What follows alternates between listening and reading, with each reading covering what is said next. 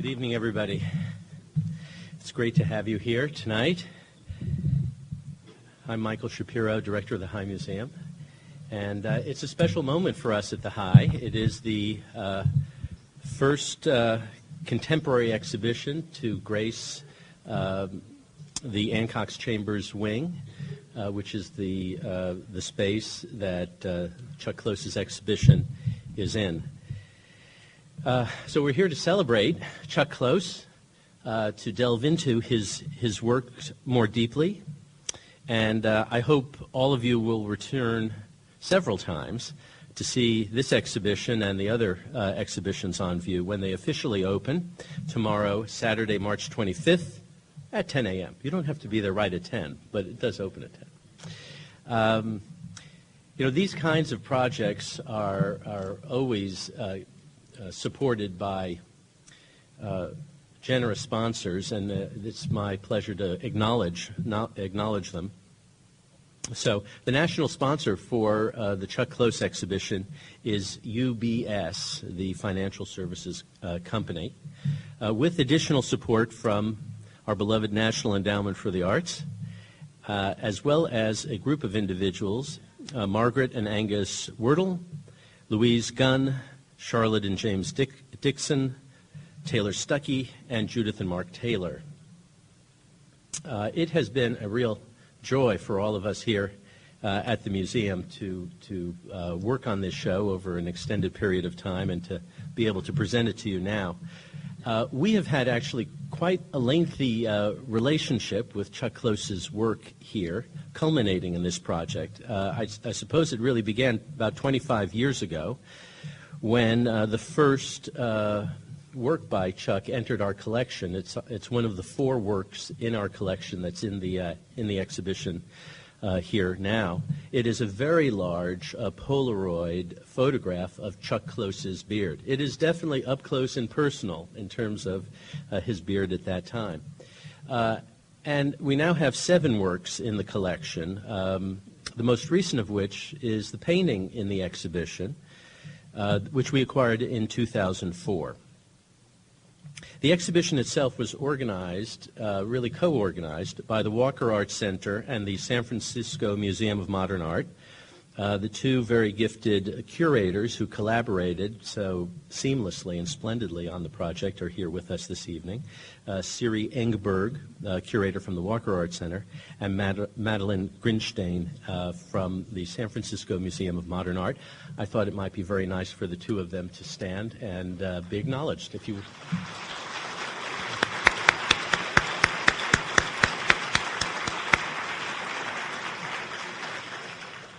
Of course, when a museum has the opportunity to take a major traveling exhibition like this, it is linked to and connected with our own curatorial staff, and in the conversation this evening is really between Chuck and the Wieland family curator of modern and contemporary art, Jeffrey Grove. And I think both Madeline and Siri were saying earlier today how beautifully and sensitively and creatively Jeff articulated his own vision of the exhibition, which is on 2 floors and has a different kind of 2 different chapters to it in the iteration here. There's no question that Chuck Close is recognized as one of the most significant and influential artists, not only of his generation, but of our time, and has become truly a national figure as an artist and as a spokesman advocating for the place of art, contemporary art, in our lives today. But you'll also see today and in the exhibition, he's a gifted photographer, a great painter, as well as a master printmaker, and all of those different pathways are bound together in the exhibition itself, ranging from the 19th century daguerreotype process to time-honored processes of oil on canvas. So it's my pleasure to introduce Chuck Close, who will be joined on stage, as I said, by Jeffrey Grove, our curator. So please join me in welcoming Chuck Close and Jeffrey Grove.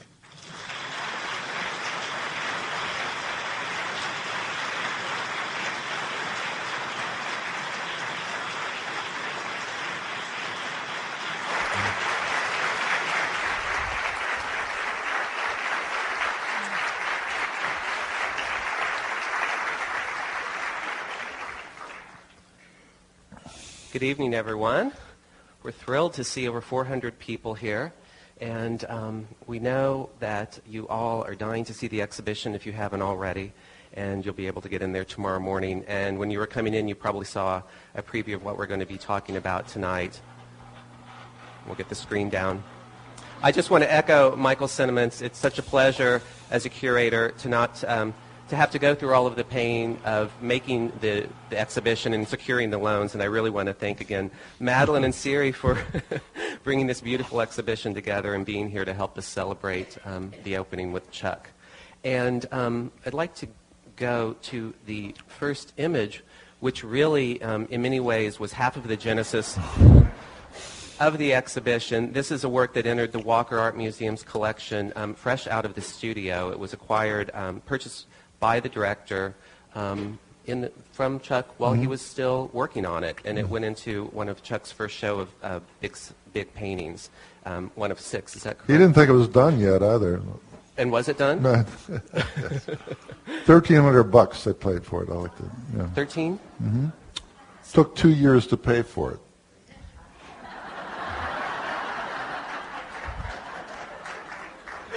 An object lesson for all of us. Yes. And really, I mean, you were 27 years old also at this time. Mm-hmm. And I think that people are kind of obsessed right now with youth culture and art, but there were a number of artists breaking out in the late 60s who were quite young. And I'd appreciate it if you could maybe just set the context of what was going on in the art world and the New York art scene at the time, that you did something that was really both out of the mode and also audacious. Yeah, it's probably the middle 60s in the New York art world. Sculpture ruled. Painting was dead. I've lived long enough now to have painting be dead 2 or 3 times. Always a good time to make painting when it's dead, you know. And if you were dumb enough to make paintings, you wouldn't want to make figurative paintings because that was even stupider. And the most moribund and totally dead thing you could do at all was paint a portrait. I remember Clement Greenberg said there was only one thing you couldn't do at that time, and that was paint a portrait. And I thought, okay. That means I'll have lots of elbow room and I won't have a lot of competition. But it was unlikely that somebody would make these things then. I think that's relatively fair to say. The time was an interesting one. I gave up reluctantly abstract expressionism, which I loved. I was a junior abstract expressionist, and you know, there's nothing worse than fake angst. And, you know, I could mimic the look of those paintings, but it, you know, didn't come from the same place.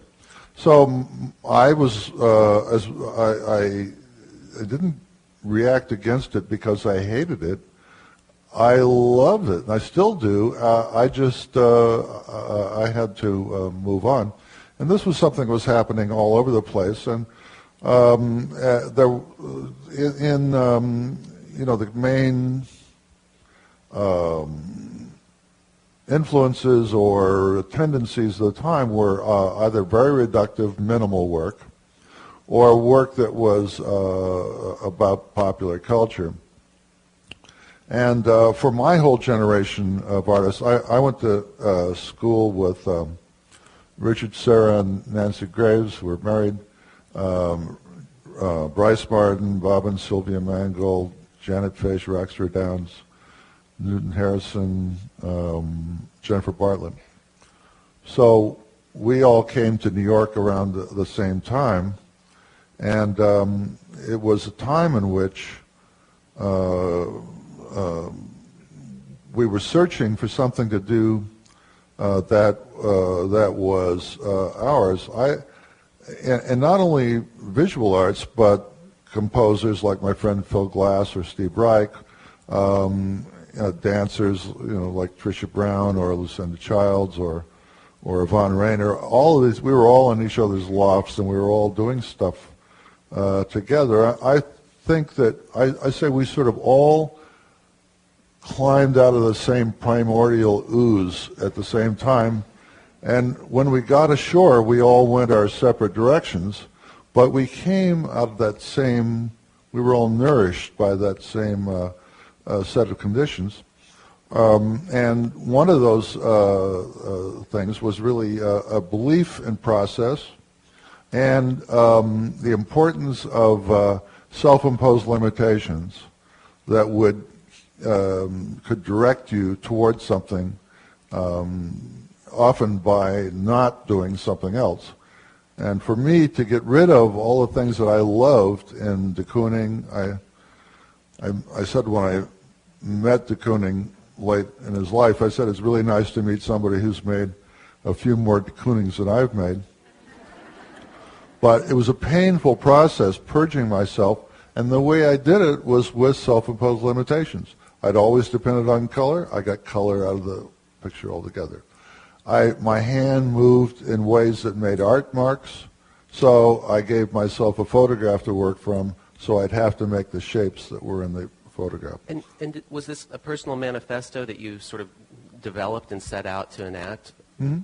Because I saw a picture, a photo booth picture, I think taken in 1965. This one is the proof sheet or contact sheet from a self-portrait that you began with in 67. In that 65 picture, you look sort of like a seminary student compared to this bit of a tough guy here.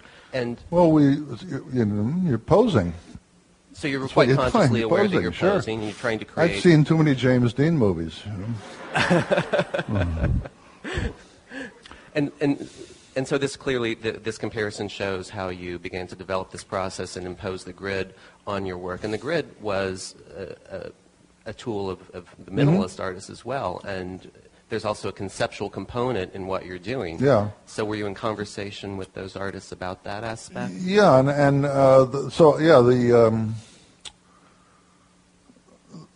the things that I was trying to do was to find a way.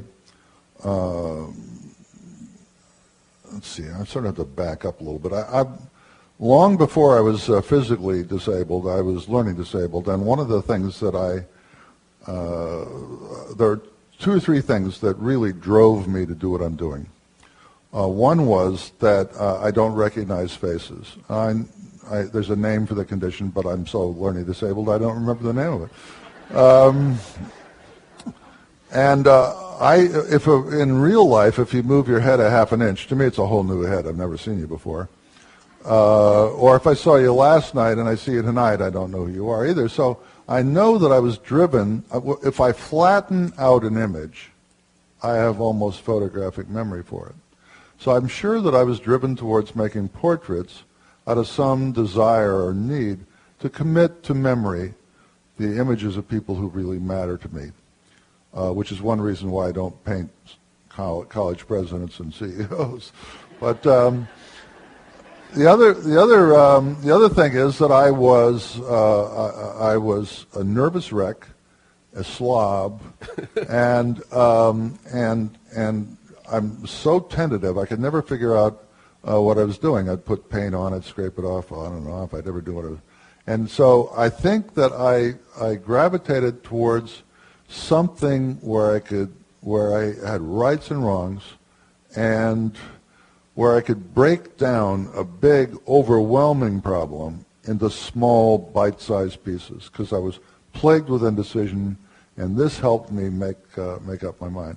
The fact that I'm showing next to the wonderful G's Ben quilt show, which is so wonderful, and all of G's Ben women were here today, and it was so thrilling to actually meet them all. But I think there's something about building something big and complicated out of small pieces that suited me. It was calming to me, and it made me, so I moved from left to right, top to bottom with the grid. Let's see, so I'm not sure that answers your question, except that was one, certainly the grid is a modernist convention.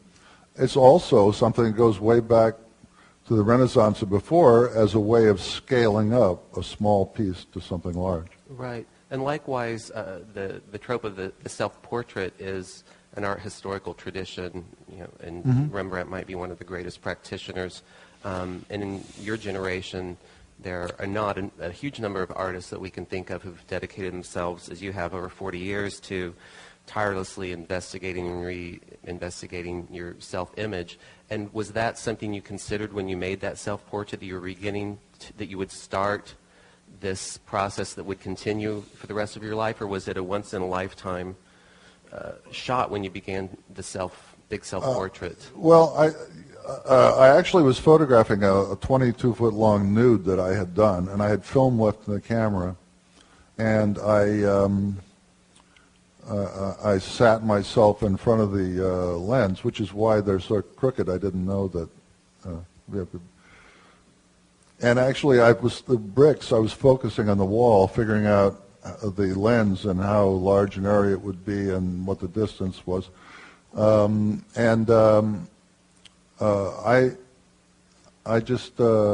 trained it on myself because I was the only one there. And over the years, I mean, one of the things about the show that is upsetting to me is that there's so many images of me. Even I'm tired of me. So, it seems so narcissistic and self-involved, and I'm only partially narcissistic and self-involved, I think. Not nearly as bad as it looks, but in fact, I do about 3 paintings a year, and which means every 3 years I can show 9 paintings, and I usually have one of those self-portrait. So imagine 8 other people in between all these self-portraits. I want to move. Can you tell a little bit about this? I believe this is not the big self-portrait painting, but the. This is the dot piece that's in the show opposite the early 67, 68 self-portrait. And this is the first large dot piece that I did, in which I tried, what I was trying to do was to do away with the hierarchy of the portrait. That is, that the eyes, the nose, and the mouth are the important parts, and everything else is, less important. So I wanted to make and I think one of the things that's really essential about post-war American painting that makes it very different from European painting is this commitment to the rectangle and to all-overness. Mm-hmm. Whether it's Pollock's skein-like ribbons of paint or Stella's black stripes moving across with really no difference from one side to the other, or Sol LeWitt, or any one of a number of people. So I really wanted to apply that to the figure, and I wanted to make every square inch physically the same. So for that purpose, I took the same airbrush that I'd used to make the earlier continuous tone painting, which was in fact done in 6-inch increments, even though you can't see that. And I sprayed one little silly dot in every 1/4 of an inch space. They're inarticulate marks because they don't have any symbolic content. They aren't hair-like marks or whatever.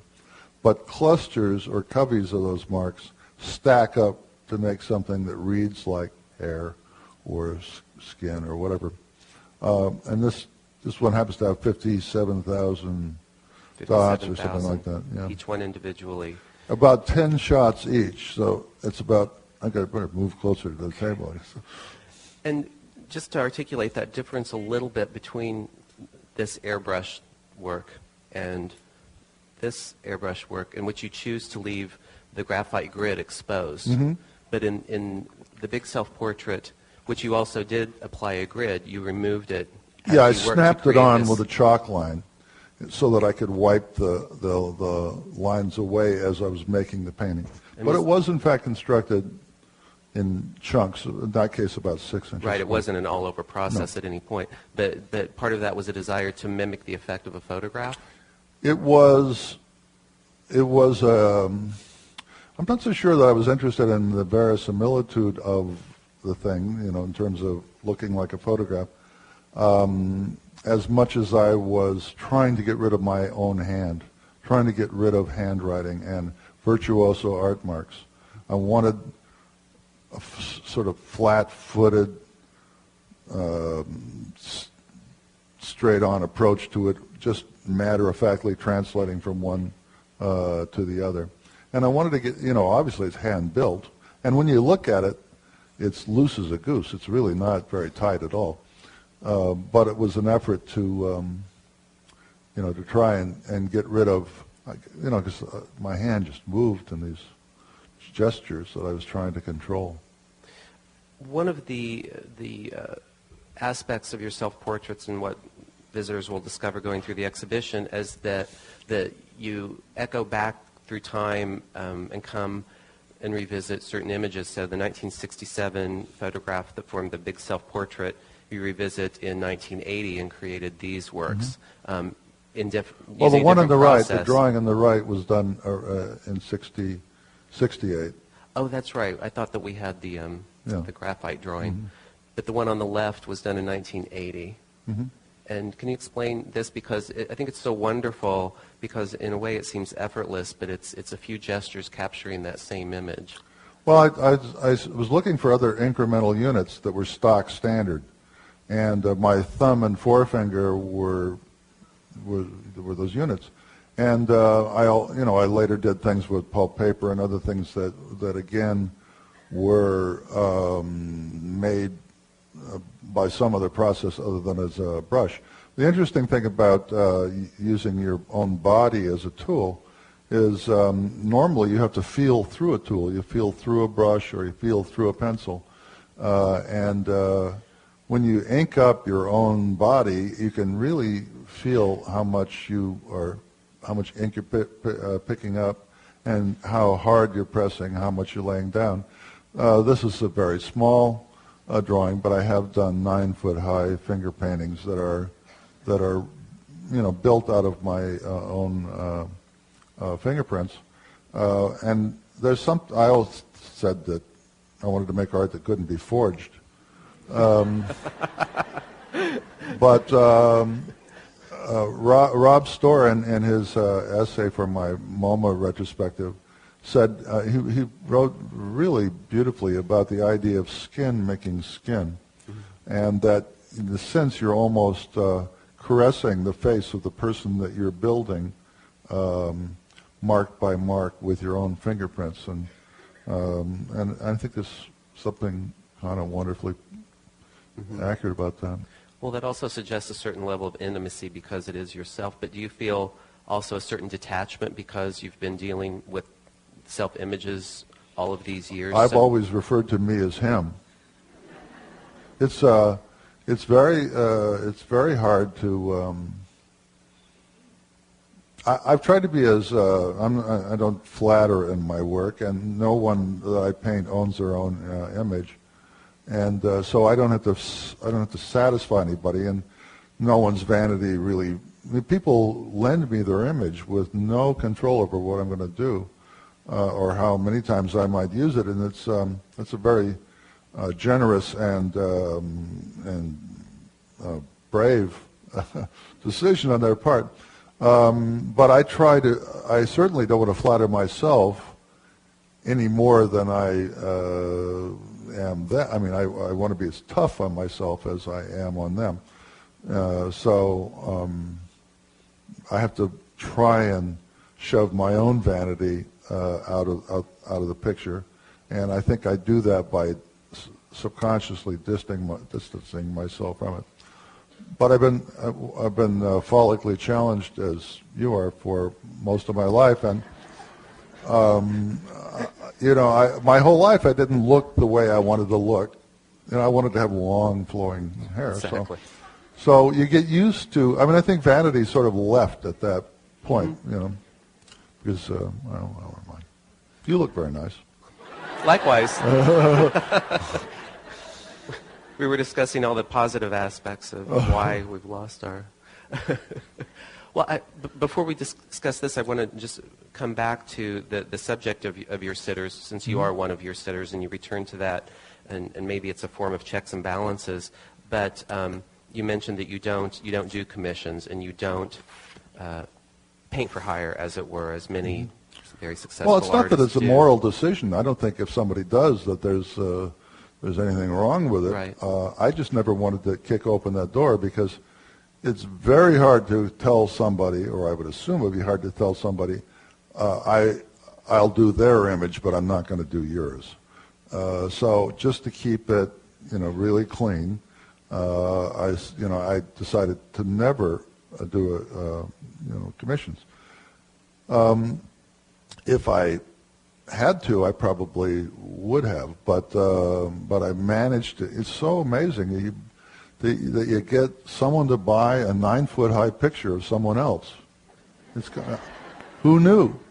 I think the only person who was more surprised than I was my dealer, who also assumed that nobody would buy a 9-foot-high picture of someone else. But I think that used to be the case in previous decades, maybe, that the people weren't interested in buying portraits of other people, with the exception of being when people are famous. And we discussed somewhat, and you're implicated in, to a certain extent, just by nature of your celebrity, that people are interested in your self-portraits increasingly because of your place in the art world, and portraits of people who've attained a certain celebrity that may not have anything to do with their personal life. And I just wondered what you thought about that. Well, yeah, I mean, it's a little bit, they also like images of, I've had people who wouldn't buy a painting of an artist because they didn't like that artist's work. So that's sort of weird. But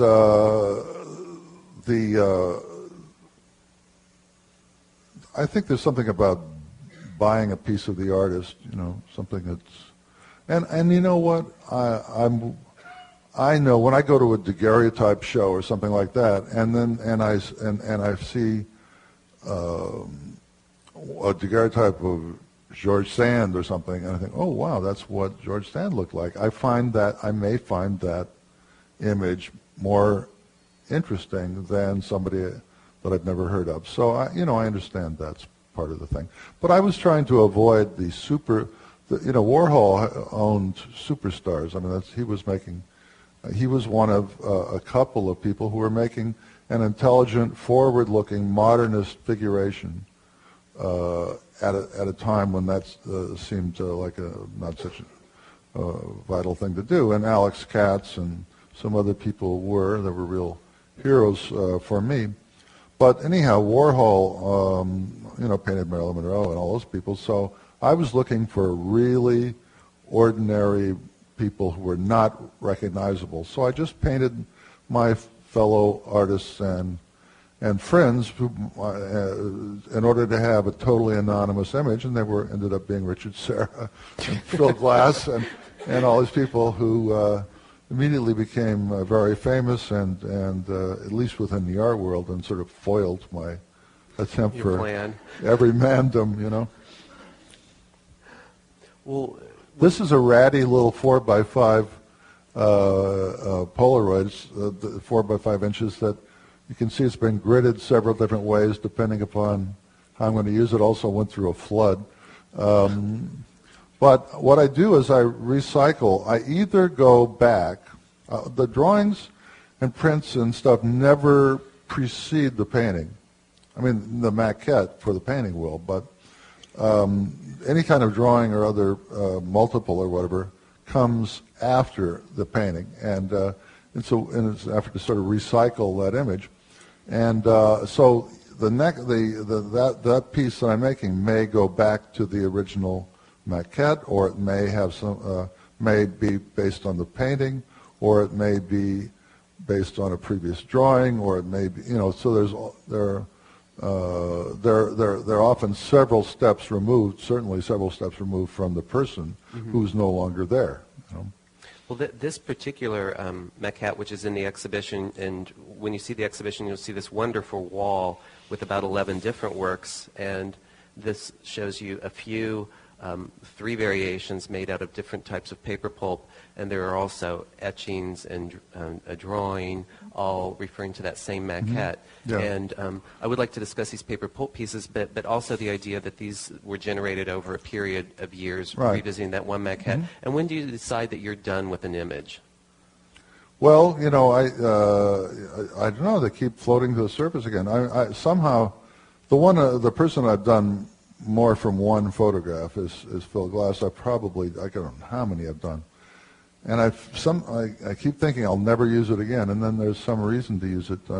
I feel like I should retire his photograph, haul it into the rafters of my studio the way they hang up a jersey when they retire a basketball player. But it keeps having urgency for me. I keep wanting to see how that image pumped through a different medium with a different mark-making system at a different scale, with a different physicality, how that will change something that I know so very well. So, you know, that's part of the recycling is to find that it's like you go back to that photograph that you think you've gotten wrung every bit of information out of that you possibly can. And once you have a new reason to look at it a different way, you see stuff you never saw before. But there's the next set, I'll just explain something about that if I can. You want me to go forward? The next step to this is isn't there a dot piece? Yeah. Yes. This is the first drawing that was made from that maquette a while ago, and it's a dot piece that sprayed dots inside. But for purposes of other things that I was going to do, I took this drawing and I took a Kodak grayscale, which is a strip of paper that you may be familiar with. They often have it next to a painting when they're photographing it, and it goes from white to black in 24 steps. And I punched holes in that grayscale, and I slid it over this drawing. Yeah. And I saw how dark each individual dot was, and the grayscale had numbers from 0 to 24. So if it was a 7 gray, I wrote that down. So I now had a list of numbers that I had generated from this drawing. So if you back up to the previous one, I mixed, actually, Ann Wilfer, my collaborator Joe Wilfer, the late, great Joe Wilfer, the Prince of Pulp, who I worked with for many years, who unfortunately died a number of years ago. He and I would work on these projects together, and what we would do is mix 24 buckets of pulp from white to black, and then using the numbers that I generated from the dot drawing, I would then put the appropriate pulp wherever it needed to be. So if you go ahead one more time, I'll just show you one other, how this sort of thing works. So if you're up in the exhibition, you'll also see spit bite etchings, and spit bite etchings are made by putting acid directly on a plate, and the length of time that the acid is on the plate determines how dark the area is. And the lightest dots are only on the plate for a split second, maybe a third of a second, and for that I use a metronome. It goes click, click, click, and I blot it. The darkest areas are on for 4 or 5 or 6 minutes. So the same series of numbers that were used to build the pulp paper piece end up being used to determine the length of time that the acid is on the plate. So here are totally different pieces based on the same image, but not made simply trying to mimic the look of the first one, but using information gleaned from some prior process and pumping it through a new medium. So there are all kinds of ways that things inform themselves or reinform themselves, and sometimes it goes from unique to a multiple. Then the multiple will produce another unique work, which will produce another multiple. So I don't ever have to worry about an artist's block or anything, because these things all seem to just keep if you just follow them logically, wherever they want to go, they take you on a ride as an artist, which is kind of interesting. Well, that's one of the wonderful things about this particular exhibition is that, yes, there are over 80 images of one person, but the various processes, which number over a dozen, and the techniques and materials in them are so varied. And I think that what our staff and people who've been visiting the exhibition the last few days are so thrilled with is the self-evident making of your work, and understanding that the artist's hand is constantly implicated in it, and that it isn't, even if it looks perhaps like the big self-portrait mechanically produced on closer inspection, it's so self-evident that you're very closely building over time and very carefully these images. And oops, that happens sometimes. Kevin, thank you. Well, actually, that was the perfect segue into... These things happen. Yeah. Well, I would say, though, that in terms of that kind of evidence of hand or process, that one of the things that really interests me,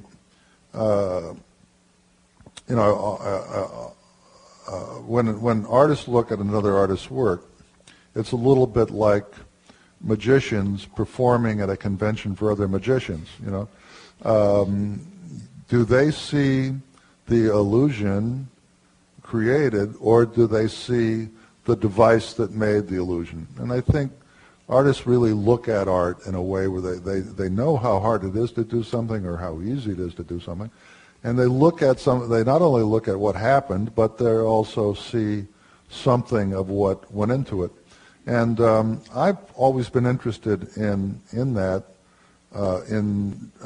sort of dropping crumbs along the trail, Hansel and Gretel style, for people to pick up. And if they just want to let the images wash over them and not think about how they're made, that's fine.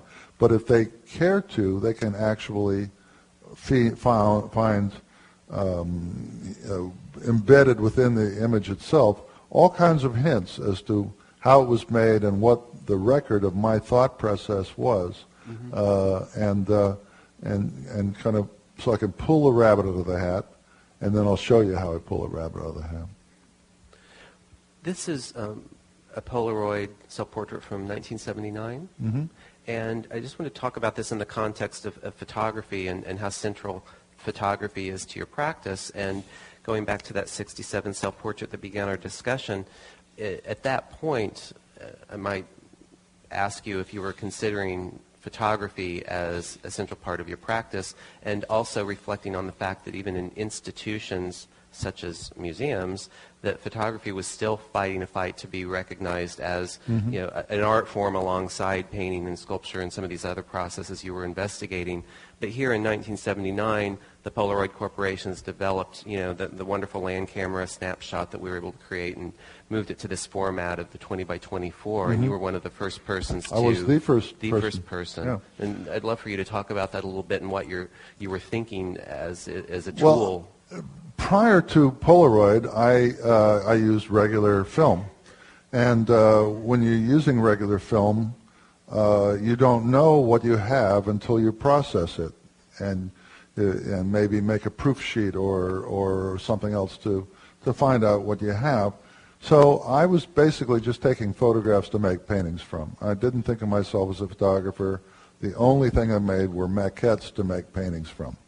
When the opportunity to work with Polaroid came along, two things changed. First of all, I got to see instantly, or within 90 seconds, what I had just done, which means that I could make an image and say, well, I'm going to change the lighting, I'm going to frame it a little differently, I'm going to put a filter on it, change the color, whatever, and then take another one. And not only could I see what was happening, but the sitter also could. And so the sitter and I, from that point on, got into a much more different dialogue than when I was silently stealing their image without them knowing what I was getting.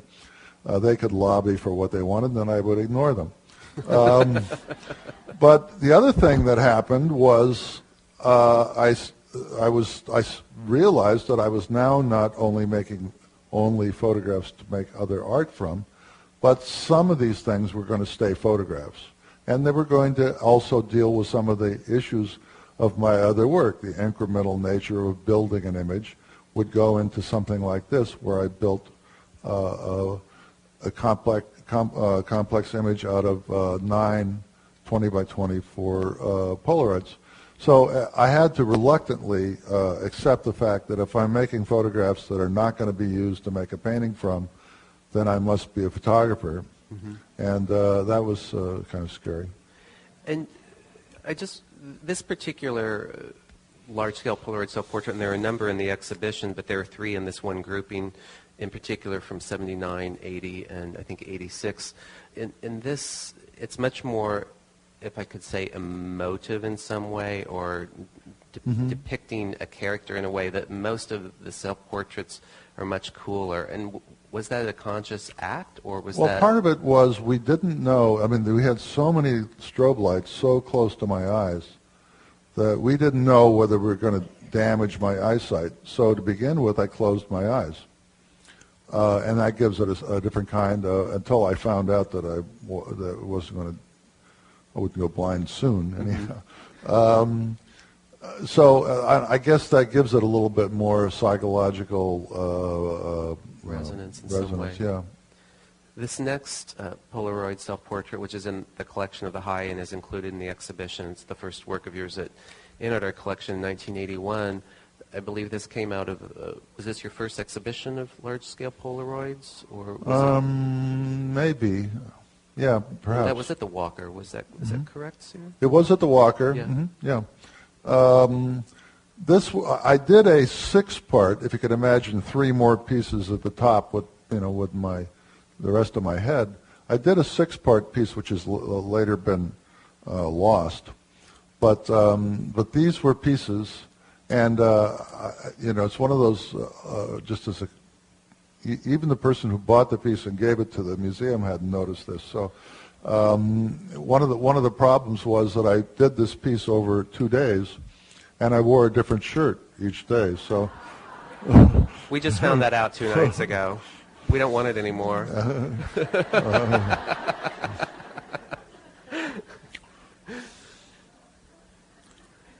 And out of those Polaroids, I had previously done color paintings, making them with a red painting, putting a blue painting on top of that, and a yellow painting on top of that. Unfortunately, I never did a self-portrait that way, so there's none in the exhibition. But for those, I had used dye transfer color separations, which were necessary to know how to layer these 3 paintings on top of each other. But these paintings are a direct product of having made Polaroids, and they were the maquettes for all my color paintings, or almost all my black and white paintings since then. And so, had there been a fallow period where color was absent up to those Polaroids? Well, I don't think it was a fallow period. It was just... in terms of color? I've always gone back and forth between black and white and color. When I was a kid growing up in the state of Washington in the 40s and 50s, I had never seen a real painting. And everything that I saw came on the cover of a magazine. There was, at that point, most of the magazines used hand-painted covers. So for Collier's or Look or Saturday Evening Post and even Time magazine, all the covers were hand-painted. I just found my grandmother's magnifying glass that I used to look at those covers with when they came every week or month, and I would try to glean from these covers how art got made, see where there was evidence of the artist's hand, what the brush strokes looked like, and whatever, and that was really one of the most important aspects of my art education, in a sense. The other thing was looking at art magazines, which had only black and white reproductions. and trying to imagine what color they might be. But I have wondered over the years why I thought I might be returning to black and white images in between all my color ones, just because I still think paintings ought to be black and white. But I do like to flip between them. And part of it is just to change what's going on in my studio. You know, at the very beginning, after I made the first black and white portraits, I thought, okay, now what am I going to paint? And I thought about changing the subject matter. But I realized that if I changed the subject matter, I wouldn't be changing the activity in the studio, and I would still be functioning the same way as an artist. Whereas if I kept the subject matter the same and altered the other variables, I would keep changing the nature of the activity in the studio. That might keep me more engaged in it.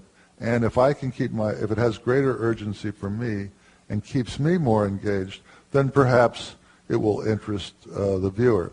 So one of the variables that I do alter is by going back and forth between color and black and white. And when I'm painting in black and white, the world becomes black and white. I go out into the street, I see no color whatsoever, I just see darks and lights. And the first day that I started color painting and squeeze the color out on the palette, it's like, oh my God, I've never seen this stuff before. And then I go out in the street and I see a yellow cab in front of a green wall with a blue door, and it's a whole new world. And there's a way to keep the world fresh by changing how you're looking at it. And that's what I'm trying to do. Well, that leads beautifully to my next question. I'm showing this color self-portrait and this because they're of different scale, and you'll see them in the exhibition. And throughout the exhibition, enormous change in scale. And I'm wondering what provokes you to decide what scale you're going to create a certain work. When I make a photo for a maquette, I have a series of grids drawn on mylar, which is like acetate sort of, and I slide those around on the image. They're coarser and finer, and then they're horizontal, vertical, or they're diagonal. And I slide them around on the image, and I see how the rhythmic beat of the grid falling on the image what kind of problems and possibilities that will present to me as I paint it. So depending upon the size of the unit that I'm working with, that will usually determine the size of the painting. The part-to-whole relationship will be like that. If I want a coarser image, I can either make the squares bigger or I can make the painting bigger. But it's all found and felt. It's intuited. It's not a problem. There's no math. Believe me, there's no math involved in any of this. But certain things happen because of how the grid falls. Arnie, my dealer, ruined this painting for me. I don't know if you can see in this. But you know how people make associations for you, and then from then on, you can never say anything else. Arnie called this self-portrait with olives because in my mouth there are these green circles with red centers. It looks like a green olive with pimento stuffed in it. And now I can't see another goddamn thing in this painting other than those olives. Well, we'll get rid of it. There, we don't have to deal with it anymore. Okay. And here you see, now I use the black and white paintings have warm grays and cool grays and are as complicated to make as the color ones, balancing the warm and cool grays and stuff. And and you can see the kind of pictorial syntax, the vocabulary of painting there. The squares are getting bigger and coarser. That allows for certain things that you can comment on and certain things that you can't. in this self-portrait, which is in the exhibition, and there's a smaller iteration and also a screen print, which has, I believe, 80 different colors in it. The color ones have about 130 colors, but the black and white about 80, I think. And this painting was created in 1980? I don't know. 87. Thank you. So it's always good to have a curator along. Exactly. One who knows her dates. This is one of my favorite works in the exhibition, and as you noted, this is an India ink drawing on gorgeous paper, Japanese paper, and it's one of the last drawings you've created. It's the only drawing that I've made since I since I became a quadriplegic, and one of the things that, and I really miss drawing. One of the things that I discovered once I was disabled was that I could still paint because you paint with your whole arm and you paint on a vertical surface, and I even paint with both hands, but essentially I have the same control I used to have. Drawings are made with wrists and fingers. I don't have the use of my wrists and fingers. The splint that I work with fixes my wrists and keeps my fingers out of the way because they're floppy, soggy, and they get in the way. So it's been one of the great losses for me in my work is that I haven't been able to really, make drawings. This was the only one, and although I like it a lot, I think it was just too painful. I was just constantly aware of what I used to be able to do and what was lost, I guess.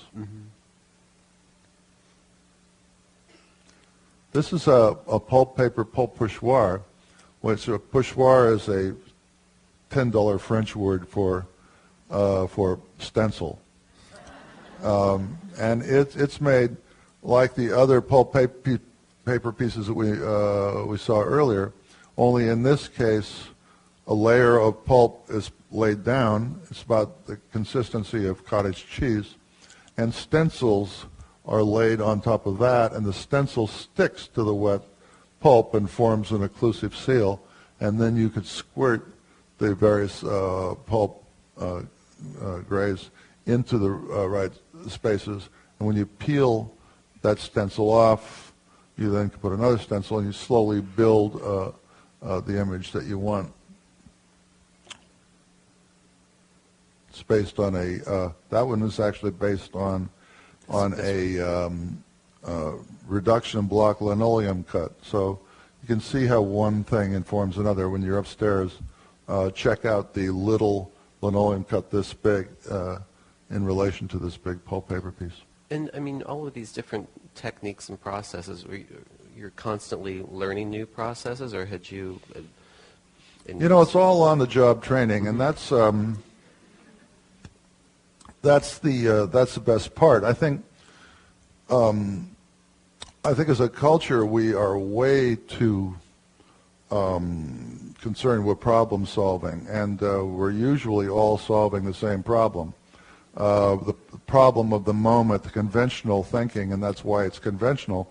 Everybody thinks, oh, this is the problem right now, so how are you going to solve it? I think something is far more important is problem creation. How you can back yourself into a corner, not know what you're going to do, and not know how to do it. Find a solution, find a process, and so you're solving your own problem, which means if you ask yourself an interesting enough question, no one else's solutions will work.